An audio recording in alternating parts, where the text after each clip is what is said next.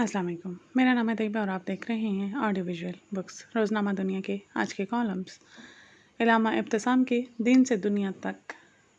आज के कॉलम का नाम है या टाइटल है इंसानों की फजलियत के असबाब। तारीख़ इशाअत 12/7/2020।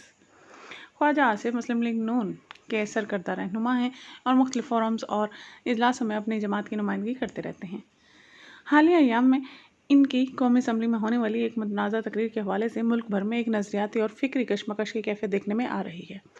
ख्वाजा आसिफ ने असम्बली के फ्लोर पर अक़लियतों के हकूक़ के हवाले से अपने ख़यालात का इजहार करते हुए कुछ ऐसी बातें की जिन पर मजहबी तबक़ात को शदीद तहफ़्फ़ुज़ात हैं।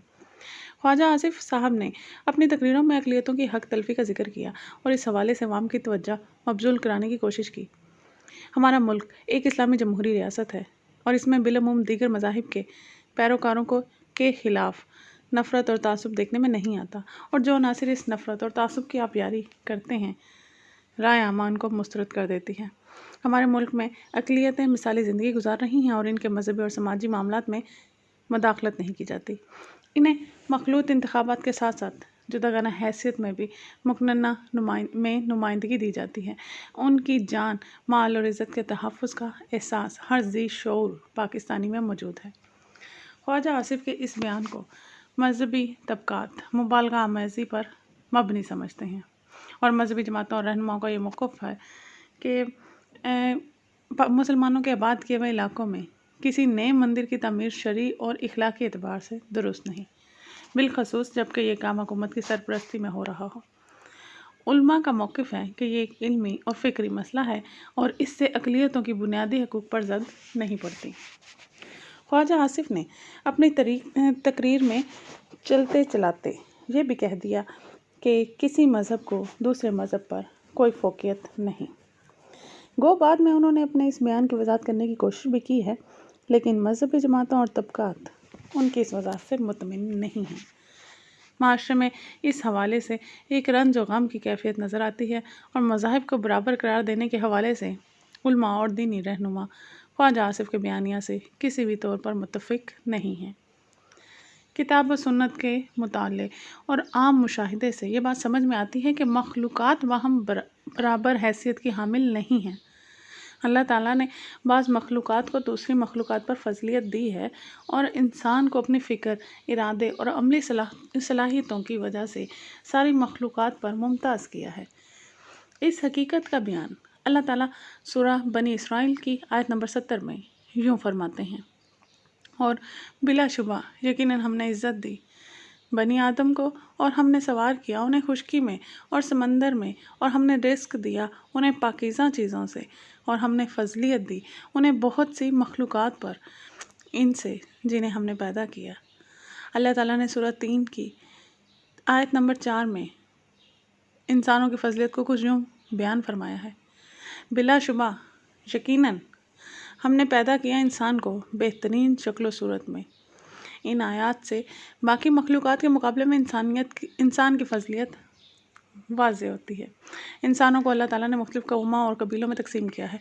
बहुत से लोग अपनी कौम और ज़ात की निस्बत की वजह से अपने आप को दूसरों से बेहतर समझते हैं।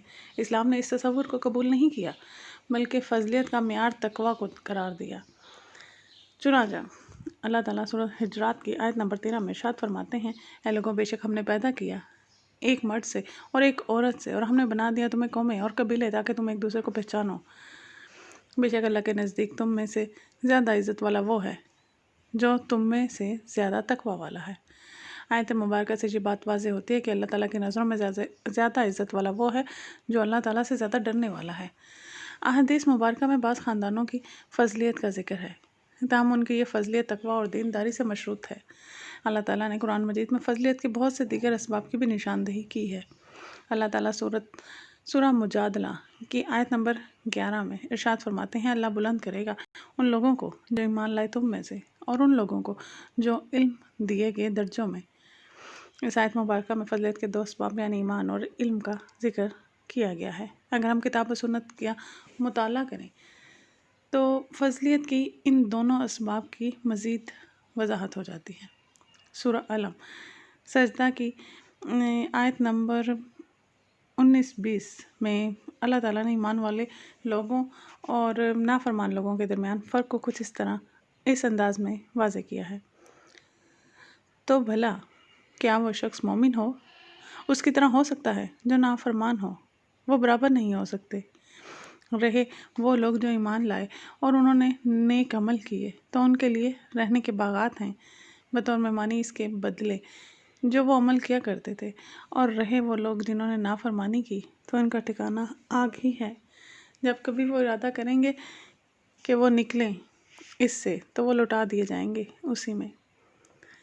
قرآن مجید کے مختلف مقامات پر علم کی فضیلت کو بھی بڑے خوبصورت انداز میں واضح کیا گیا ہے۔ چنانچہ اللہ تعالیٰ سورہ زمر کی آیت نمبر 9 میں ارشاد فرماتے ہیں، کیا برابر ہو سکتے ہیں وہ لوگ جو علم رکھتے ہیں اور وہ لوگ جو علم نہیں رکھتے؟ بے شک صرف عقل والے ہی نصیحت قبول کرتے ہیں۔ اگر ہم قرآن مجید کا مطالعہ کرتے ہیں تو یہ بات سمجھ میں آتی ہے کہ آدم علیہ السلام کو اللہ تعالیٰ نے علم کی نعمت سے بہرہ فرما دیا اور اس نعمت علم کی وجہ سے آپ کو فرشتوں پر فوقیت اور فضیلت عطا فرما دی۔ ابلیس نے جب آپ کی فضیلت کو تسلیم کرنے سے انکار کر دیا تو وہ ہمیشہ کے لیے راندہ درگاہ ہو گیا۔ اسی طرح حضرت داؤد اور سلیمان علیہ السلام کے حوالے سے اللہ تعالیٰ اس امر کو واضح فرماتے ہیں کہ اللہ تعالیٰ نے ان کو علم کی نعمت سے بہرہ فرمایا تھا، اور اس نعمت علم کی وجہ سے اللہ تعالیٰ نے ان کو باقی اہل ایمان پر فضیلت عطا فرمائی تھی۔ اس حقیقت کا ذکر اللہ تعالیٰ نے سورہ نمل کی آیت نمبر 15 میں کچھ یوں فرمایا ہے، اور بلا شبہ ہم نے دیا داؤد اور سلیمان علیہ السلام کو ایک علم، اور ان دونوں سے نے کہا سب تعریف اللہ ہی کے لیے ہے، اور جس نے فضیلت دی ہمیں اپنے مومن بندوں میں سے اکثر پر۔ قرآن مجید کے مطالعے سے یہ بات بھی سمجھ میں آتی ہے کہ صاحب عمل لوگوں کو اللہ تعالیٰ نے گناہ گاروں پر فوقیت دی ہے۔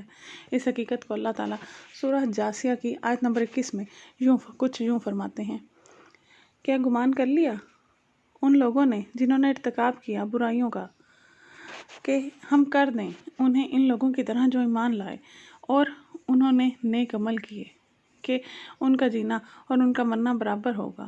برا ہے جو وہ فیصلہ کر رہے ہیں۔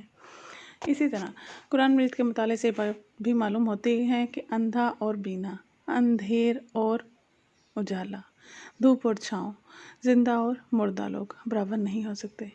کچھ یہی معاملہ ادیان کا بھی ہے کہ دنیا میں رہتے ہوئے کسی بھی اسلامی معاشرے میں بنیادی انسانی حقوق یعنی جان، مال، عزت و آبرو کا تحفظ تو ہر شخص کو حاصل ہوگا، لیکن جہاں تک تعلق ہے کسی مذہب کے پسندیدہ یا چنیدہ ہونے کا، تو یہ حقیقت ہے کہ اللہ تعالیٰ نے اسلام کو بطور مذہب منتخب فرمایا ہے۔ اللہ تعالیٰ نے اس حقیقت کو سورہ مائدہ کی آیت نمبر 3 میں کچھ یوں فرمایا ہے، آج کے دن میں نے مکمل کر دیا تمہارے لیے تمہارا دین، اور میں نے پوری کر دی ہے تم پر اپنی نعمت، اور میں نے پسند کیا ہے تمہارے لیے اسلام کو بطور دین۔